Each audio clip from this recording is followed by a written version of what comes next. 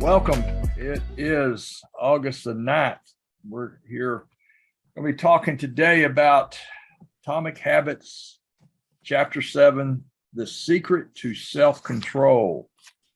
You might want a small chapter. Maybe we get into Chapter 8, the second law, making it attractive and how to make a habit irresistible. See how far we get here. Interesting story about those Vietnam veterans, and once they were the heroin addicts, once they were removed from their environment, only 12% remained addicts, or remained, I guess, practicing addicts.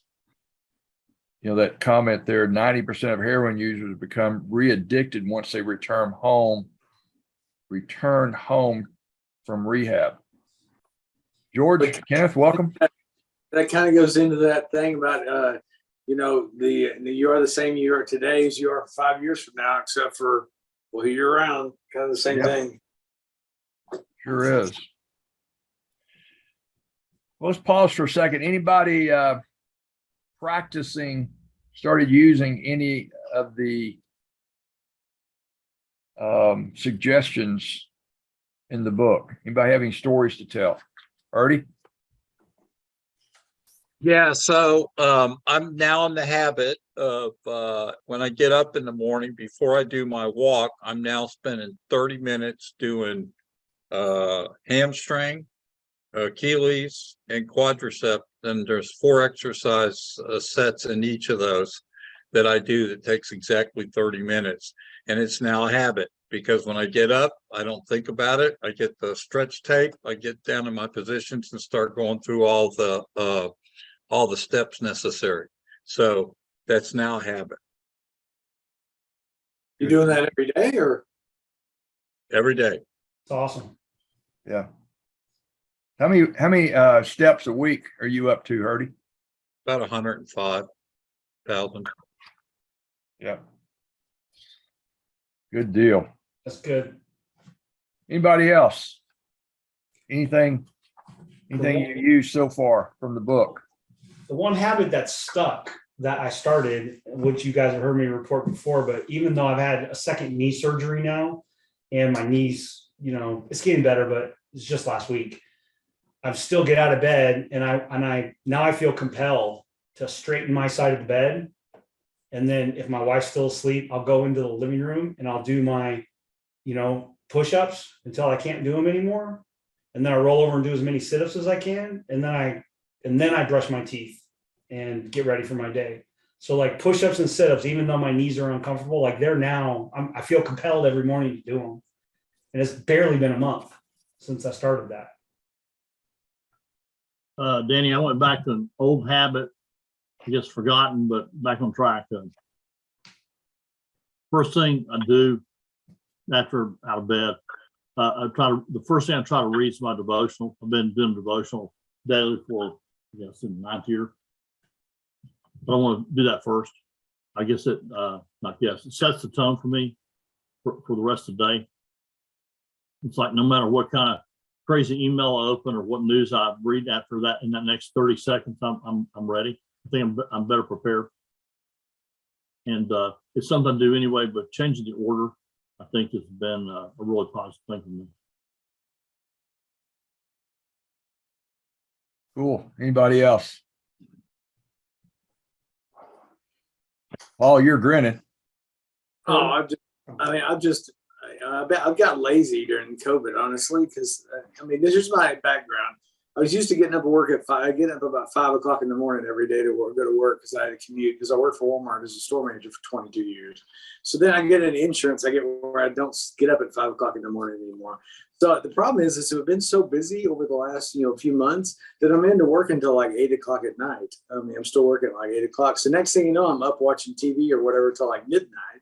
Throws my schedule off and start getting up at like 8:30, which is not normally what I normally like to do. So we've been consistent at like 7 or 7:30 every morning from now on, which is way later than I used to get up. But it's like I'm my own business, but And most time, nobody wants to talk in insurance before like 10 a.m. It's always like, but I mean, like I don't know how many people want to talk after 5. And so our schedule's kind of adjusted that way. So I don't know. I don't know if I'm never a morning person. So the idea of getting up at 5 because I want to is never going to happen. So. You know, I used to think exactly the same way, Paul, where I just said, no, hey, I don't really want to get up early in the morning. I just soon sleep in. And then, you know, and I'm, you know, I'm not self-employed, but I control my own hours. I can work when I want to work and not work when I don't want to work. You know, and it's like you said, people aren't doing anything, you know, before 9 o'clock in the morning anyway. But I really, over time, I've learned that there's, you know, and I've just been, until I read the book, I didn't realize what I was doing, but I was stacking habits. Okay.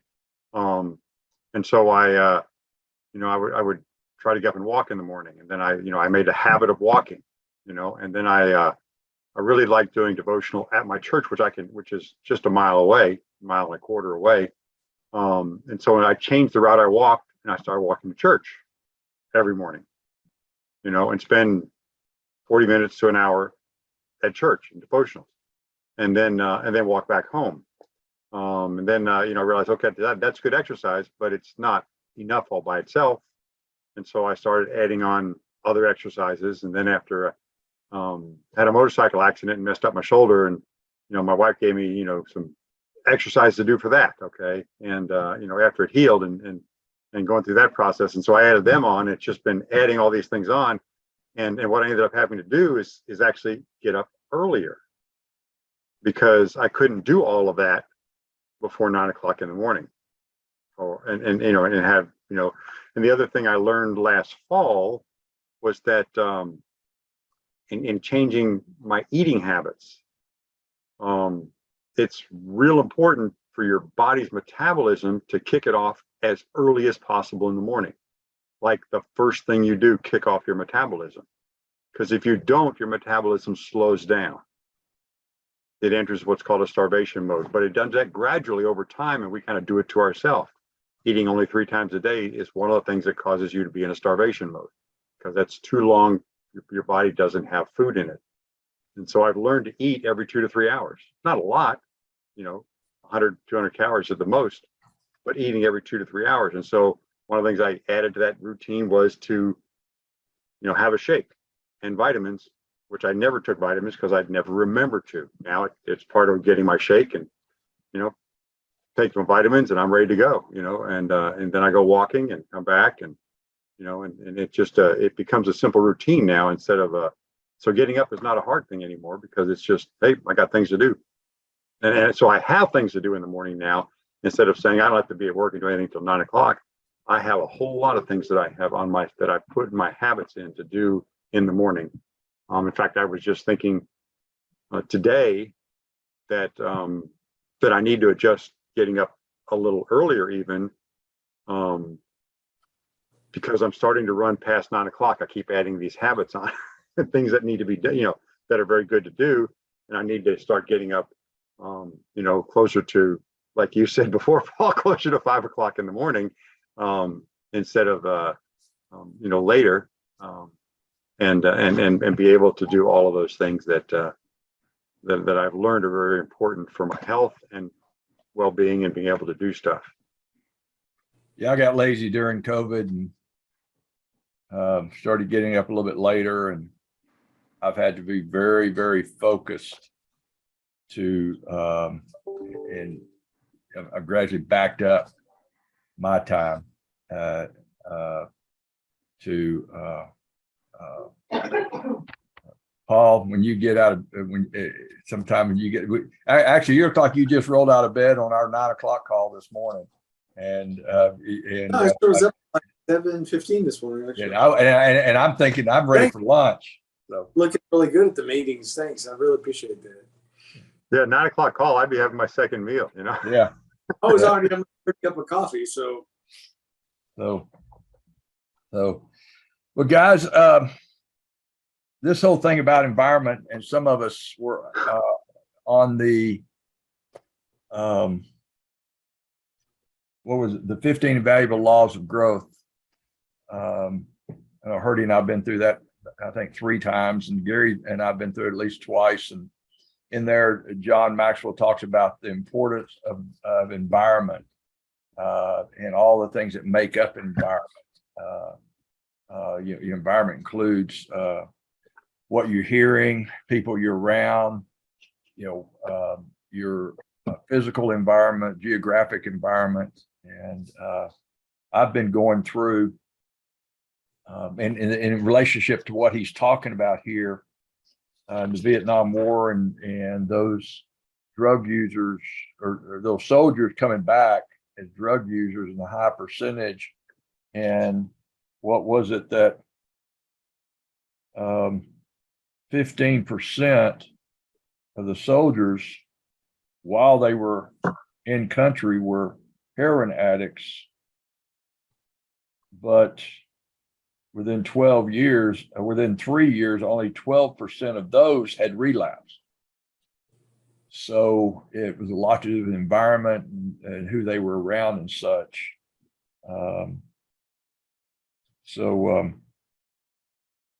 Anyway, I had a story I was going to tell and I forget what it was. What else about this environment?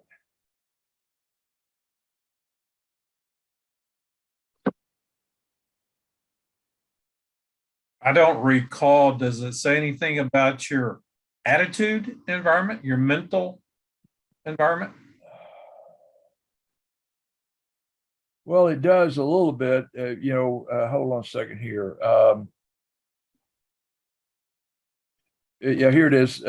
If you're overweight, a smoker, or an addict, you've been told your entire life that is because you lack self-control. So I kind of liken that to an attitude. You develop an attitude, something that something that you believe.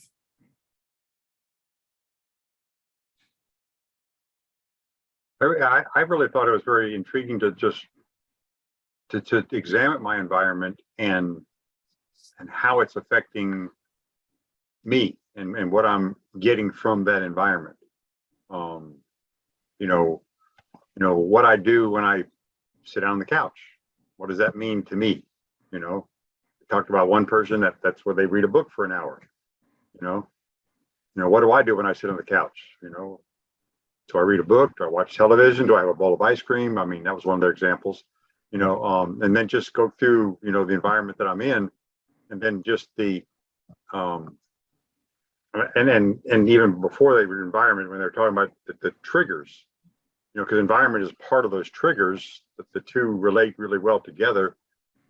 This, doing this triggers this, and you create your own triggers versus, but you can't do that until you examine what triggers you have right now. I have a phone call. As soon as I hang up the phone, what do I do?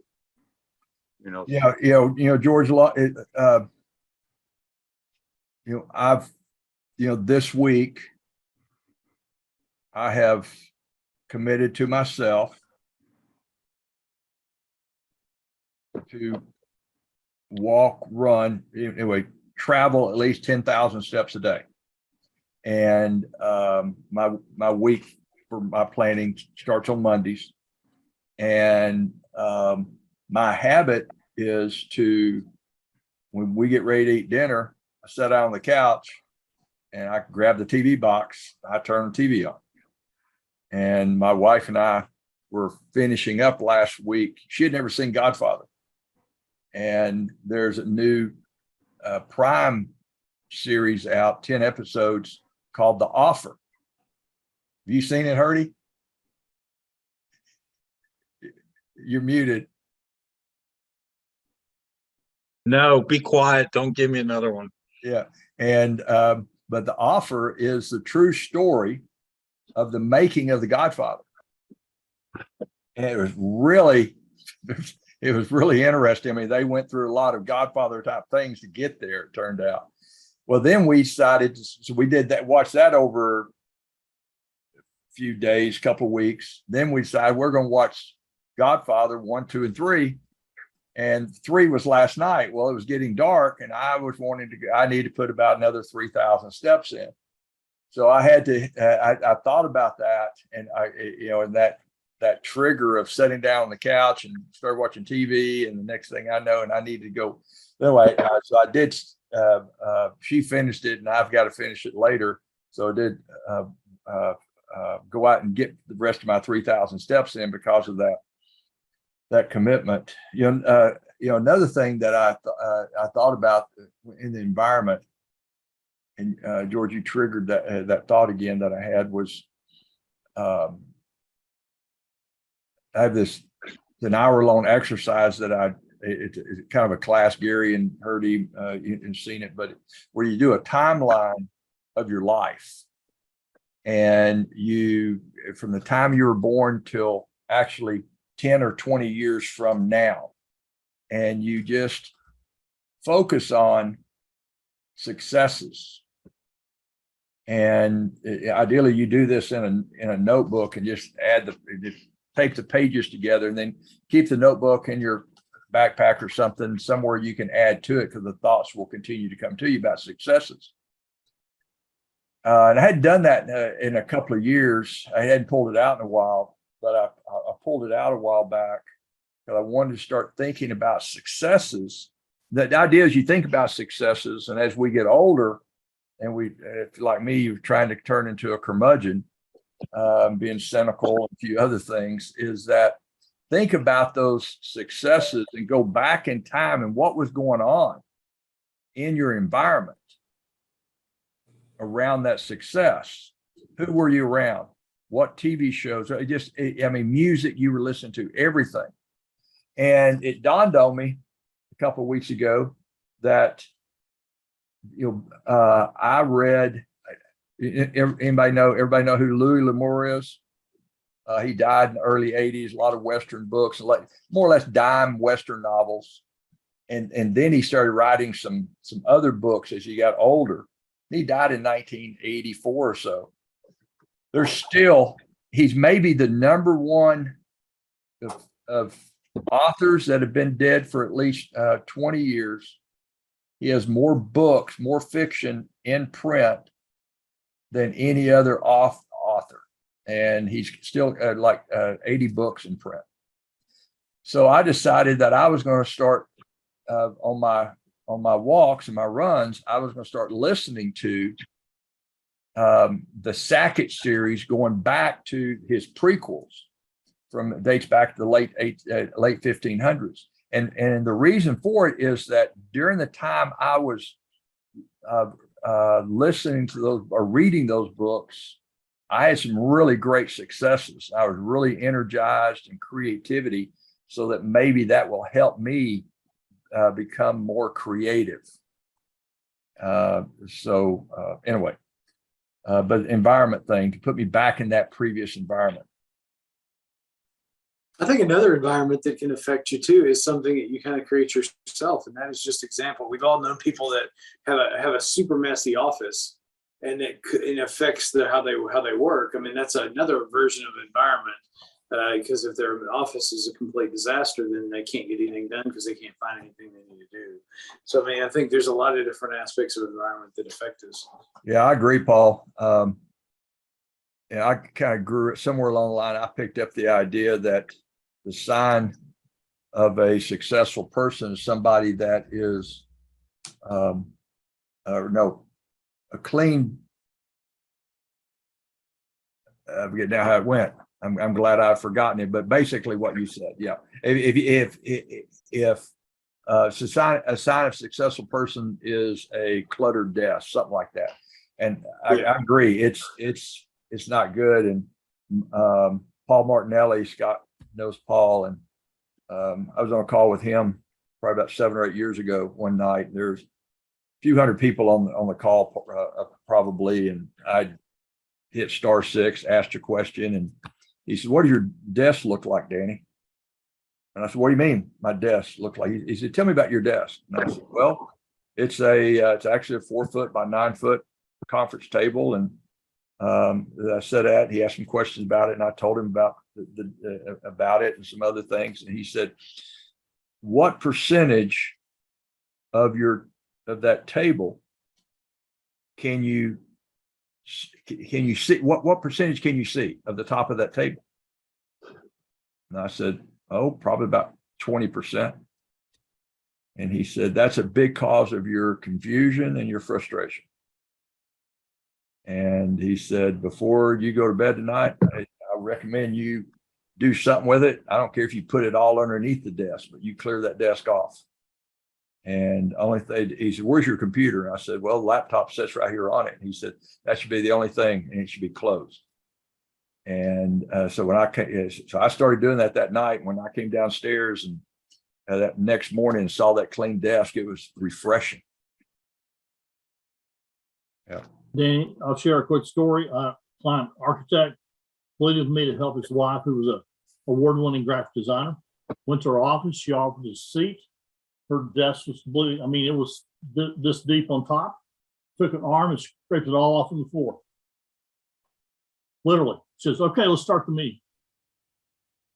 You can imagine that was the tip of the iceberg of the problem. Had no idea it was on the floor. She just took her arm and swept all this stuff off. And problem was she kept getting calls from the bank. She was overdrawn. I said, how do you tell? I called the bank and asked what the balance is. She didn't know about outstanding checks. They'll just kind of get, so brilliant artist, didn't know business. We finally got her job at GSD&M. Just they handed her the work. She was terrible at business, but won awards. But that desk, I mean, I was shocked. There was nothing there of value. There just, it was like cannon fodder on top of that desk. Yeah. Okay, I got the message. I got to clear my desk. I got it.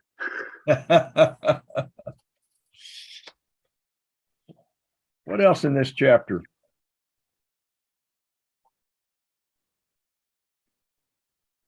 Pretty good bullet points on the last couple pages. You're wasting too much time watching television. Move the TV out of the bedroom. I need to move it out of the, I don't have one in the bedroom, but, watch too much TV. I like that. Spending too much money on electronics. Quit reading reviews of the latest tech gear.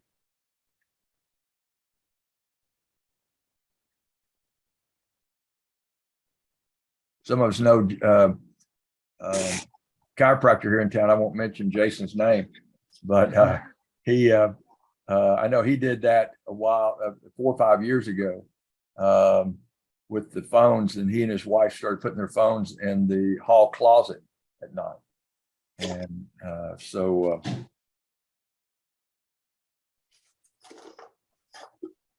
Danny, does Jason have a home phone? Just a landline that comes in, or a line that comes in? Okay. Yeah, I don't know. Yeah. Something I think, it's a carryover from the previous chapters where you start tracking your habits, right? Chapter 5, which I haven't really done that thoroughly, but that's the question I wrote down here is, okay, what other new habits do I really want to? Because we're at the part now where it's like, okay, you've identified what you want to work on in chapter 5, 4, 5, and 6, but it's like, how do you start looking at how that intersects with your environment and adjusting, picking environment and variables to experiment with? Back to how Herdy talks about experimentation to see how the result plays out for you. And then adjust the experiment. And experimentation should be controlled. Don't change 10 things at once. Try changing one thing at a time. And then see, does it produce what you're looking for? Has anybody tried the calling out? How you do something, you call out, Herdy? So one of the things that has come to light on renewing the mind is that you have to call it out. In other words, if you're in the process of upping your emotional renewal or just renewing your mind and getting it to another level, you have to call out the thing that's going on in your mind. I know that sounds weird, but from a biblical standpoint, renewing the mind was super important. And if you didn't call it out, you got stuck in it. And it's the same thing we used to do in recovery classes when I used to teach is that you have to have addicted people because they're powerless over that addiction, right? They have to call it out. They have to start saying to themselves out loud, I have this problem, I have this issue, I have to stop this. You remember that book, Danny, Cyberkinetics? The guy said to call out the word if you started having bad conversations, to just yell stop. It just interrupts saying it out loud stopped the process and got you into a break point where you could start dealing with why you were talking to yourself like that. So, you know, I don't have that mastered, but the more I'm reading about that, the more I'm realizing that's an important part of the process of growth, or self-healing, I should say, not self-improvement. So Yeah, Maxwell Maltz, psycho-cybernetics. Yeah. Yeah. Well, I'm only one day into it, so it's not a habit. As a matter of fact, I haven't done it today. I did it yesterday and it worked. But if there's white cake in the house, I'm going to eat it. It's just, it calls my, oh, I can hear it now. There's a piece downstairs calling me. And yesterday morning, Kathy had gone to the store, buys a small one, you know, chocolate for her, white for me. Then I cut it in fourths and I kind of eat it with some ice cream. And anyway, so yesterday morning I saw that piece and I said, I am not going to, I'm not eating that cake. That cake is bad for me. That cake and that ice cream, and it's adding to the pounds I'm gaining. I can't run and walk, eat and work out any more than I am. I am not eating that tonight. And you know what? It dawned on me this morning, didn't even have a desire to, but I thought about it today. So I need to go down there before I leave after a while and speak that like that. Tom, at Serrano's, I need to say that to a basket of the chips, that I'm not going to eat chips until my food gets there. Wow. That's a tough one to do, Danny, for anybody. Yeah, exactly. So you know, there's a 10-minute rule that if you're going through a habit like that, a negative habit, is to say, for the next 10 minutes, I'm not going to do that. And say it out loud. And then if you need 10 more minutes, then you'd say, I'm not going to do this for 10 more minutes. And sometimes that might be 5 minutes, depending on what Oreo cookies sitting in front of you with a bowl of ice cream. You may have to say, yeah, I remember Kathy's mother one time. Kathy's mother one time told her, she was complaining about, we eat so much Mexican food and I ate so many chips. And she said, well, babe, just count chips. And she said, Mom, I'll count baskets before I count chips. Wow. Well, guys, anybody else? Kenneth, you've been real quiet, dude. Oh, you're muted. That's No, why I've been taking the things that have been shared or I've been sharing. One of the things you had asked a question at the beginning about what I got from since the last time. It was I've been really working on a checklist for my daily routine, and that's been very, very helpful, especially somewhere previously in the book talks about getting things on autopilot, and that's been having that checklist is really good. I know y'all talked about it the last couple of sessions, and so it's been good. Good. Working for you. Yes, definitely. Yeah. Kenneth, how do you, if you don't mind sharing, how do you decide what was the first item on the list? Did that change as you were going through the items, building the list?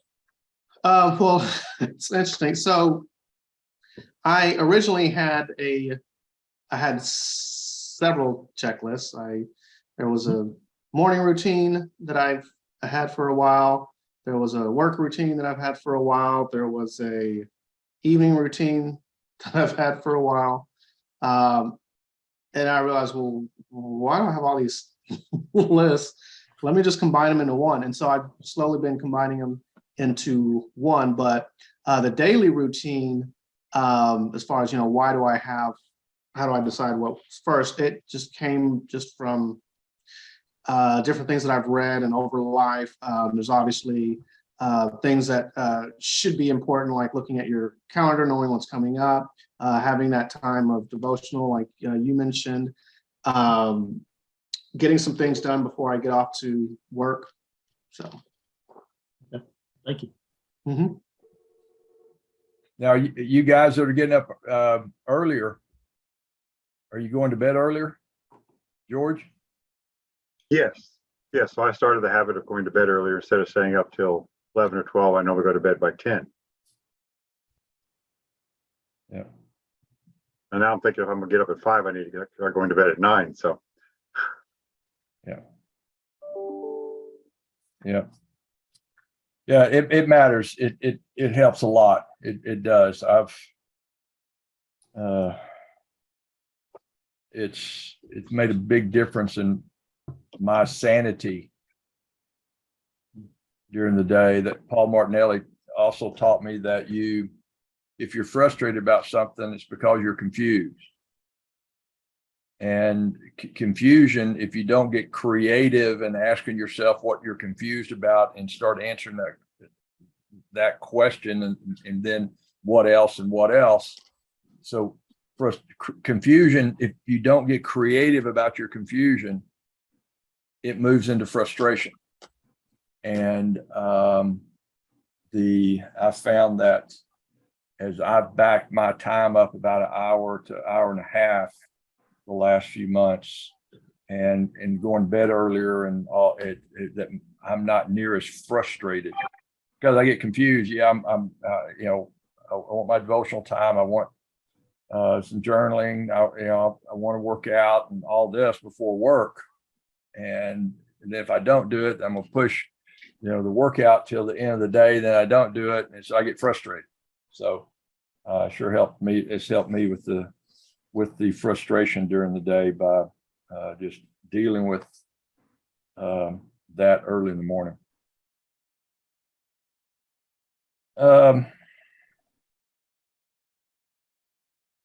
What else in this chapter?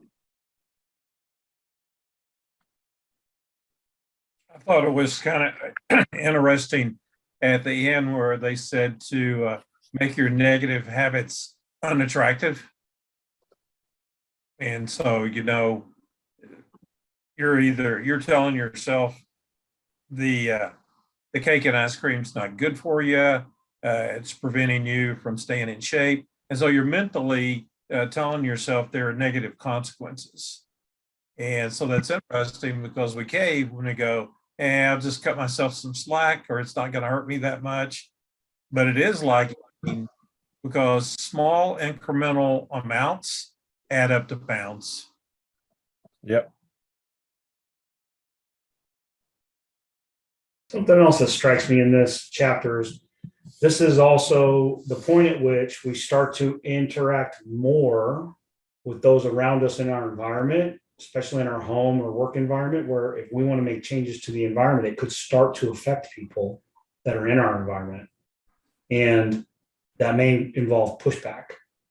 And so I was thinking about many years ago, I saw this documentary on behavior modification testing with chimpanzees.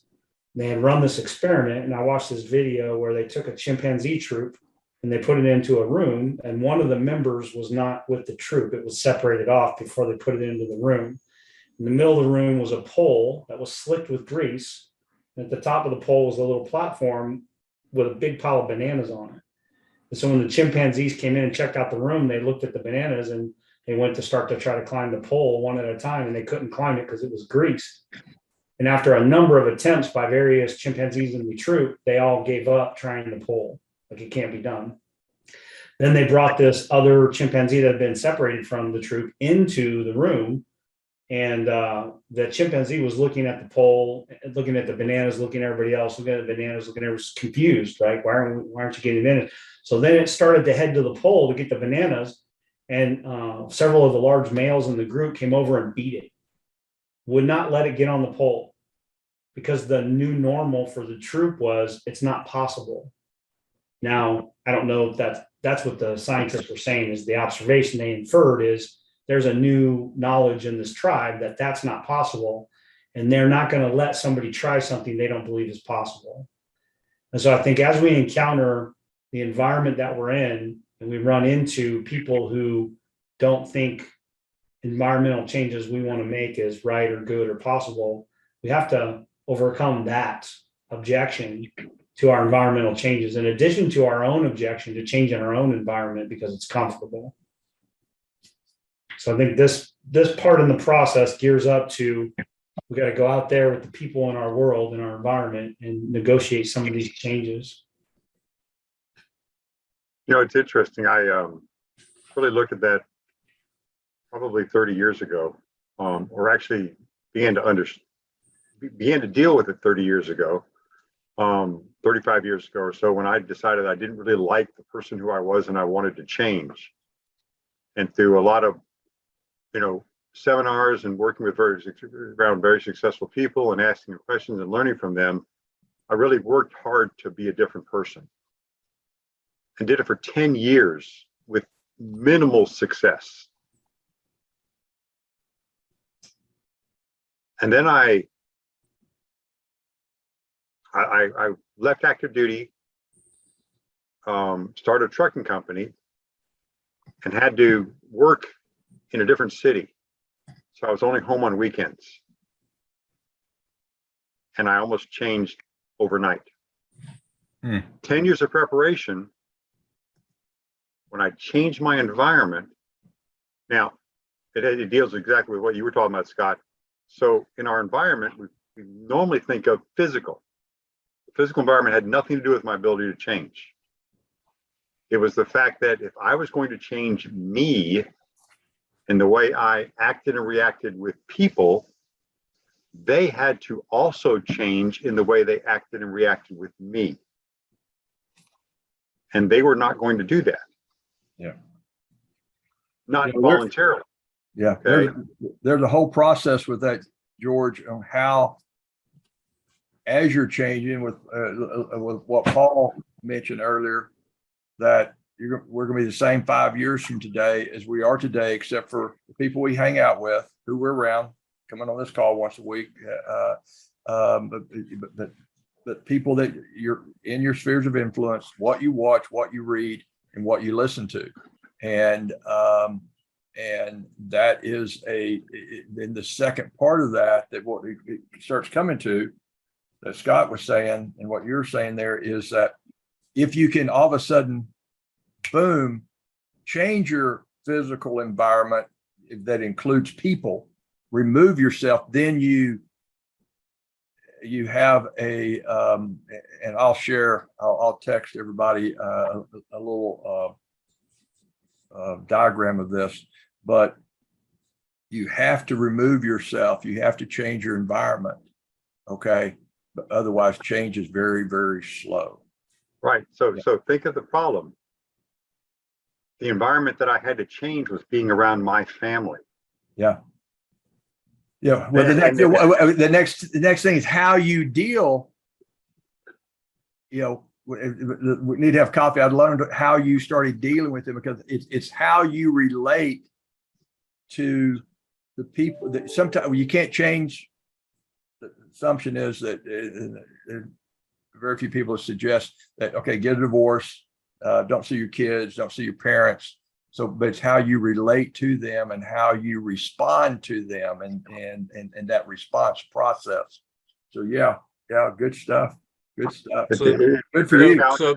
So George, that's like drinking rat poisoning and hoping the other person dies. Okay, just so you know. So on the last 2 pages, a little diagram there: how to create a good habit, how to break a bad habit. And, that whole inversion of the law. So instead of, putting something in front of you, like the guitar, that you want to learn to play the guitar, put the guitar next to the couch every night. Well, remove the cake. Okay. So, and by the way, Kathy asked me, she texted me, do you want me to bring cake? I said, yes. I mean, amygdala hijacked immediately. Yeah.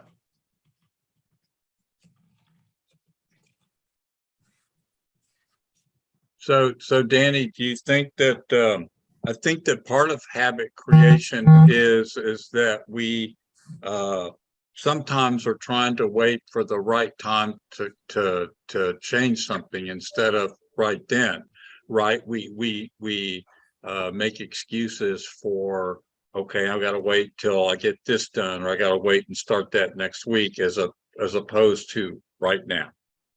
Right now, there's an old saying: "What we resist will persist." I was in an adult Sunday school class, and the teacher was an ex-Air Force pilot, and he was talking about that military regimen. Before you walk out the door, you have pre-commitments of the conduct you're going to have during the day and the things you're going to resist. Yeah, that's cool. What was the name of the teacher? Doug? His name Doug? Oh, yeah, get on the phone. Who you're thinking, Doug Sherman? Yeah. Yeah, we'll let him come back and let us know. I don't think Doug was ever his Sunday school teacher, but He said adult Sunday school, which threw me off. yeah. You know, there's an interesting thing that most people don't know in comparison to someone who's in the military, been on active duty, and someone who's not in the military and active duty.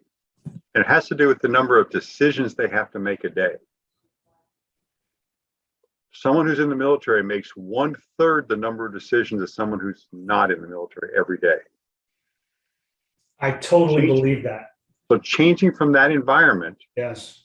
is extremely difficult. Yep. That was my experience.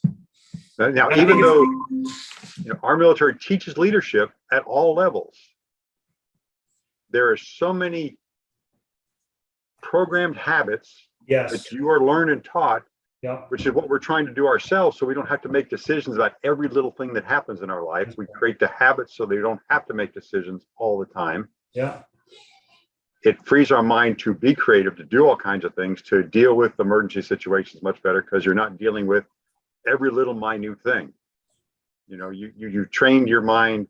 Remember, we talked before, when I would fly and I'd reach a point, there's 4: time, turn, tune, talk. Those are the 4 things you did, the 4 T's every time you came to a point. What time is it? Which direction do I have to go now? What radio do I have to tune in to get there?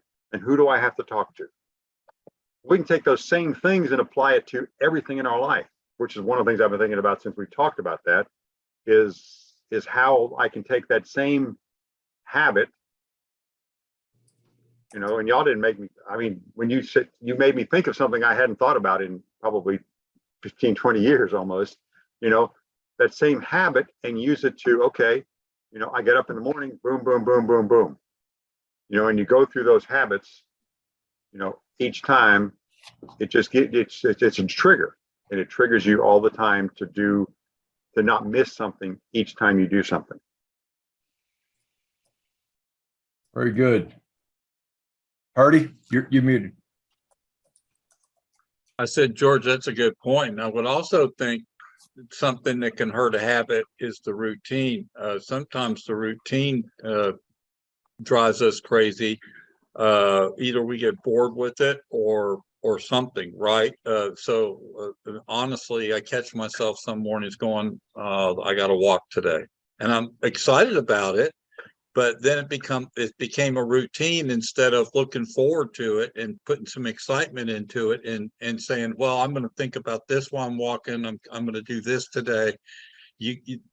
Some habits become a routine, and then it becomes a negative thing. That to me, that's just weird. But I notice that on walks, if I don't change up my environment on my walks, I get bored. I have to go to different parks, different places, different environments to enjoy the walk. And I sit down and figure out how many things I can do Walking's while I'm boring. walking. Yeah, walking's boring. So one of the things I do while walking, because I want to talk to my dad every day, is when I'm walking back from church, I call my dad. I call Danny.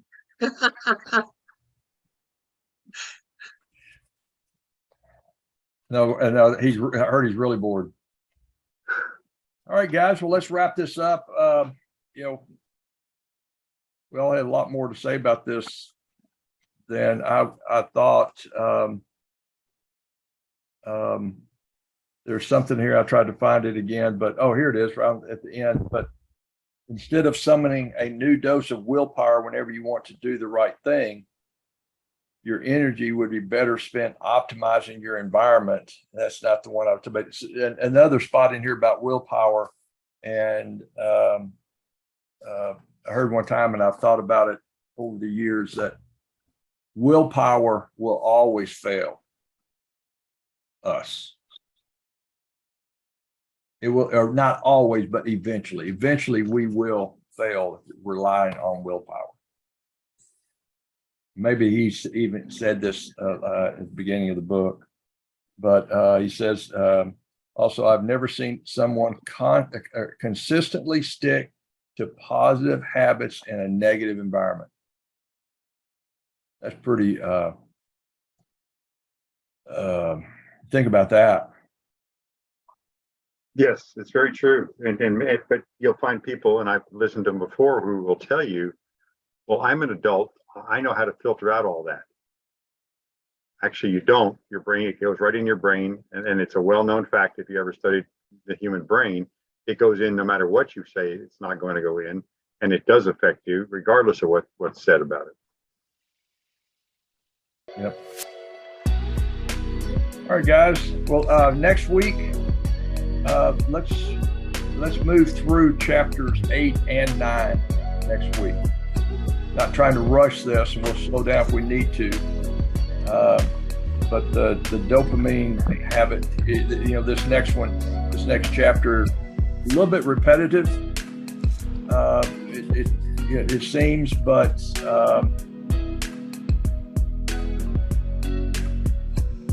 how to make a habit irresistible. So, anything else before we sign off? Anybody? See y'all. Thank you, guys. See everybody. Bye.